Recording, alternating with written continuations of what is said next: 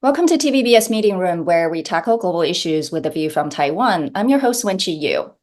National security concerns dominate today's discussion in Washington, D.C., including the United States' relationship with China. If anything, China and Taiwan are the rare issues of bipartisan consensus. However, some view national security through a different lens. Threats such as climate change and global warming are viewed by many as more imminent and deserve a more urgent response. Therefore, U.S.-China relations must be reevaluated if the two biggest emitters and economies were to solve the global challenge together. Today's guest is Alan Yu Guanlun, Senior Vice President of the DC-based think tank, Center for American Progress, CAP. Previously, Alan was a senior advisor to the U.S. Presidential Envoy for Climate, John Kerry. He worked in the Department of Energy during the Obama administration and worked on the historic Paris Agreement in 2015. Welcome, Alan. 好，谢谢文琪，很高兴今天跟你讨论中美关系。Excellent. So what is a progressive, principled, and pragmatic approach toward China policy? Which is a recent report that CAP just published, and how is it different from the current Biden administration approach? Thanks, Wenqi. Very happy to join you and TVBS today to talk a little bit about what CAP is doing regarding U.S.-China relations, but also, more importantly, how we are looking at the challenges and really the important opportunities in the relationship between the U.S. and China. So a little bit of background. I mean, I know many of your viewers are very aware that the political discussion in the United States on U.S.-China relations can sometimes be, very heated and sometimes, very strong and confrontational. I think that there are obviously many reasons for this. Some of them legitimate. Some of them, I think, that we at CAP have concerns about. And so it's in that context, though, that we've had conversations with many policymakers in Washington that recognize that the political discussion on U.S.-China relations can be very complicated, but that there are a surprising number of policymakers that recognize that there's an important objective in lowering the temperature on the rhetoric in order to find opportunities where the United States and China can work together on some really serious challenges, and most importantly, climate change. And so, my big question is, right, so, for a long time, the U.S. has sought to collaborate with China, and the two countries did collaborate or appeared to collaborate. And the more recent change of approach and tone moved from collaboration to competition. But it sounds like CAP still feels that there needs to be collaboration. So the question is, can the two ideas, the two concepts actually coexist? It seems like the U.S. is more able to compartmentalize the two ideas, but what about China based on your experience? Yeah, no, it's that is the real challenge. What I will say is that, as I think about it, and many people in Washington think about it, as we look at our relationships with countries around the world, particularly countries kind of at our peer level, such as China, but also our counterparts in Europe, Japan, South Korea, Canada, Mexico, there is a continuum of competition and cooperation on our agenda with all of those countries, right? And so it's not a black and white question. There are areas in which we have very, very strong cooperation with Europe in particular, but for example. But also there are areas in which we have strong disagreements and we have competition. That's just the nature of relationships. That's the situation with China. There was a time earlier on, particularly during the Obama administration, where there was further along the continuum of cooperation. But at the same time, we still had competition. And now the nature of the relationship has changed. There is obviously a stronger lean towards the areas in which we have disagreement and we need to resolve. And there's a little less room for cooperation politically. Cap would argue that there are important challenges out there, but also important reasons for both governments to try to find the political space to cooperate. Climate is one area. There are other areas as well. So it seems to me that in the past, cooperation was prioritized over competition, and more recently, it's the opposite. What's interesting in particular to me is that climate change as an issue area was viewed for a long time as sort of, oh, the only thing that US and China can work together. However, we've also seen that these two countries are now competing in the related areas, right? Let's look at, for example, electronic vehicles and batteries, all these related productions and manufacturing. It seems that it's also becoming a more competitive relationship. So how should the two countries really? How can the two countries really work together when the nature of the relationship has become so competitive, even in this area? Yeah, no, I agree with that characterization. The interesting thing about climate change is it's such a multifaceted policy problem. There are all those issue areas that you identify where there's competition, on clean energy technology, both in the development as well as in the trade of those items. But there's also a large area of large number of examples of areas in which the two countries can cooperate. And what are they? Yeah. So we are each dealing with trying to lower greenhouse gas emissions in our respective countries. And there's policy research, there's technology research in questions such as how to reduce the amount of methane gas that is being released as a part of in China, particularly as a part of coal methane, coal bed methane, coal mining methane. In the United States, there's methane reduction technologies that we're trying to understand better. There's room for cooperation there. There's room for cooperation on trying to understand how to make our economies more electrified. China is doing some really interesting work on trying to move renewable energy production mainly from the West to key, highly developed parts in the East.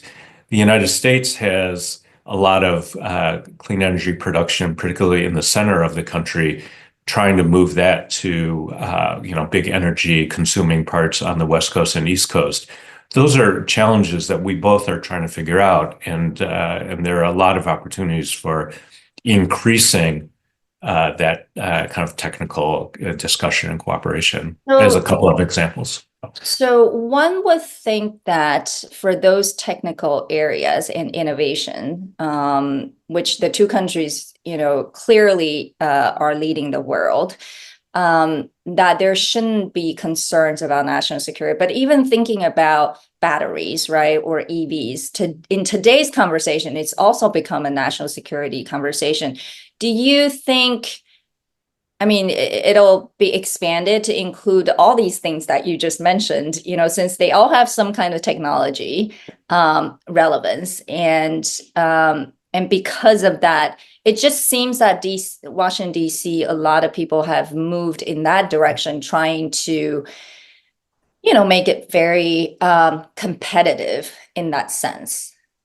Yeah, I will say to be honest, I think that the area of clean energy vehicles, technology, batteries, et cetera, those are going to be areas where it's going to be difficult as I see it, for even solar cooperation. panels, right? Solar Yes. panels is the same thing. Yeah, I think I think all of those are going to be areas where we're just. I think both sides have come to a mutual agreement that there's no room for cooperation, and that there will be commercial competition in those areas.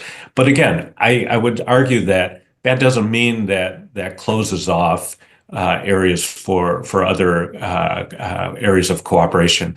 I mean, another example I would identify that the United States and China are not doing as much work on, and which they ought to try to find opportunities, is how to work together to deal with the climate challenges in third countries, particularly in emerging economies. Those are that's a very difficult issue, obviously, given the politics between the United States and China, as we kind of both look at the competition in the global South. But I think that there can be and should be creative minds that try to find opportunities in which we try to help these countries to make the changes that they're trying to make in a way that doesn't compromise at least the U.S. national interest. Yeah, I have to ask a question, since you also served, in the Biden administration, in the State Department, and Special Envoy for Climate's office.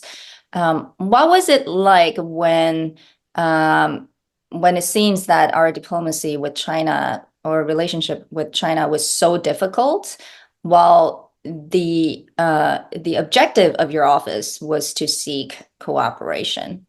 Was there anything that you can share? Sure. Concrete examples that, Yeah. maybe you were able to overcome the challenges, or, unfortunately, sometimes you were not able to succeed? Yeah, yeah.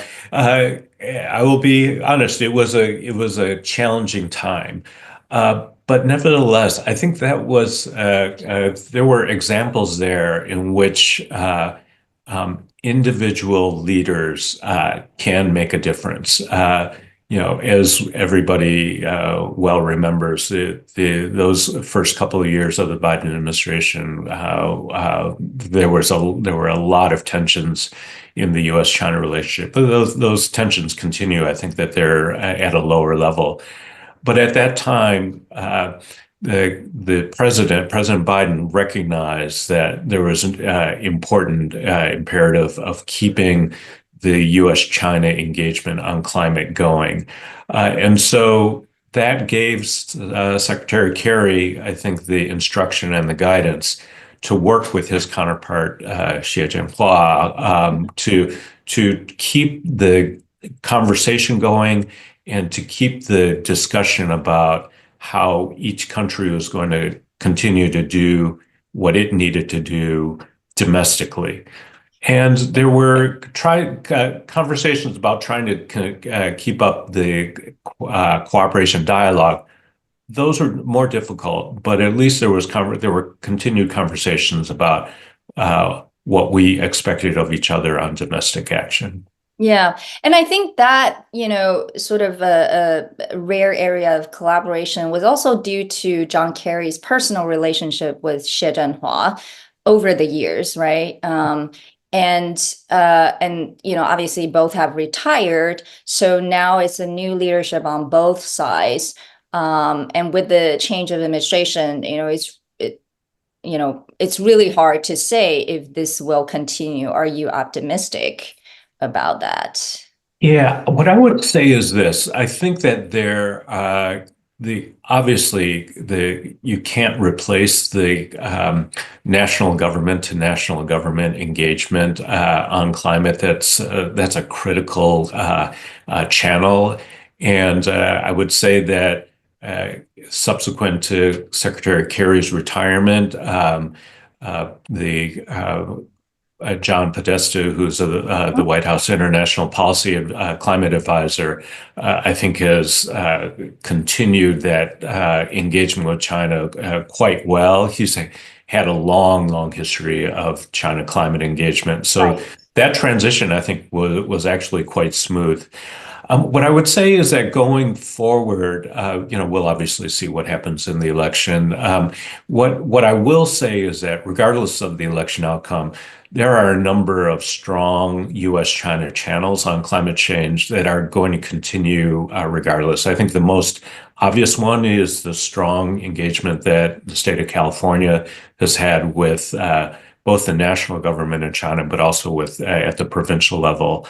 There are any number of technical conversations, policy conversations that have been going on for years, and I think that will continue both across many sectors, including across transportation.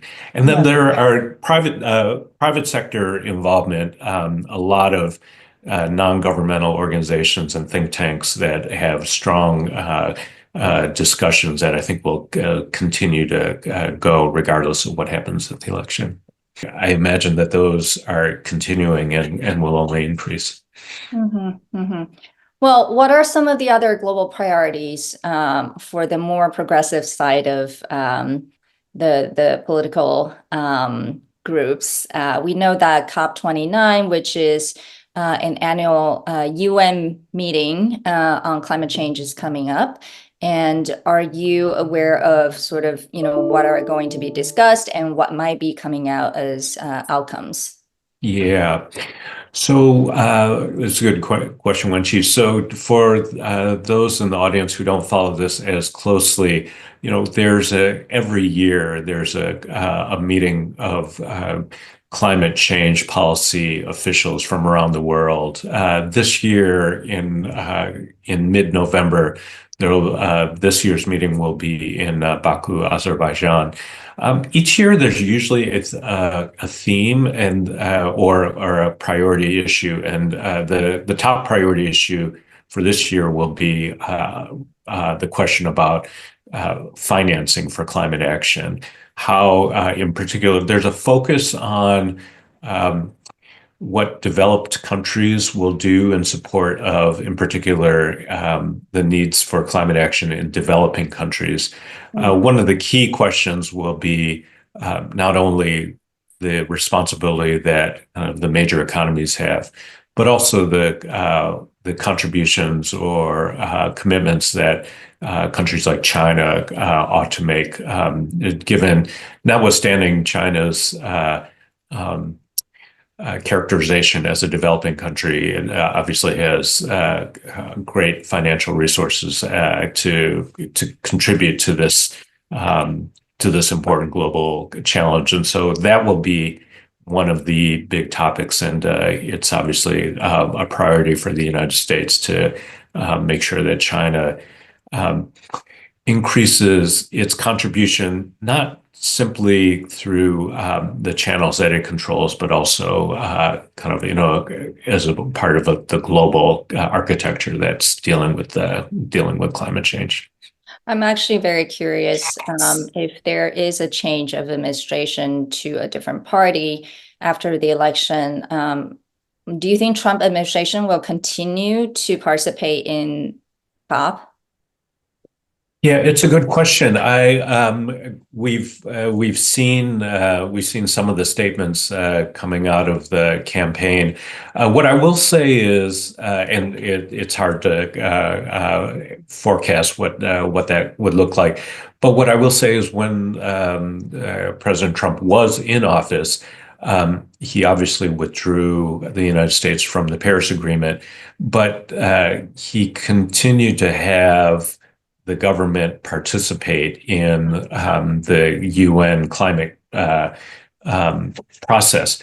And that was an important step for him, for the United States, because when you're in the room, even if you have objections or concerns, that's actually even more of a reason to be a part of the discussion. And so I think that his administration recognized that. I don't, but again, hard for me to speculate if he were to win, if he would take the same approach. Well, lastly, obviously the election is on everyone's mind. So if there was a Harris administration, do you anticipate that it will continue much of the Biden administration's policy, especially on climate? Yeah, I think it's going to be interesting to see, obviously, what happens in the election. And what I will say is that, there is a lot of work that continues to need to be done coming out of these last 4 years in the Biden administration. Many people look at the Inflation Reduction Act, which is, basically a big climate change legislation that has driven a lot of investment, and including a lot of investment coming from Taiwan into the United States. But there is the legislation calls for tax benefits and policy incentives that last for 10 years. So I would contend that whoever the next president will be, that person will have to look at what the opportunities and requirements are coming out of the IRA, and will then have to make a decision about how strongly to execute on the implementation of it. I think that many people are recognizing, including in many parts of the United States that that are controlled by Republicans, that these are investments that are making strong positive benefits, both on the economic development and job side, but also in addressing climate. So I think it'll be an interesting question for whoever the next president will be. Yeah, it does feel that regardless of your politics, right? I think there's been so much investment resources poured into trying to tackle this challenge. And of course, everyone is experiencing climate change in real time.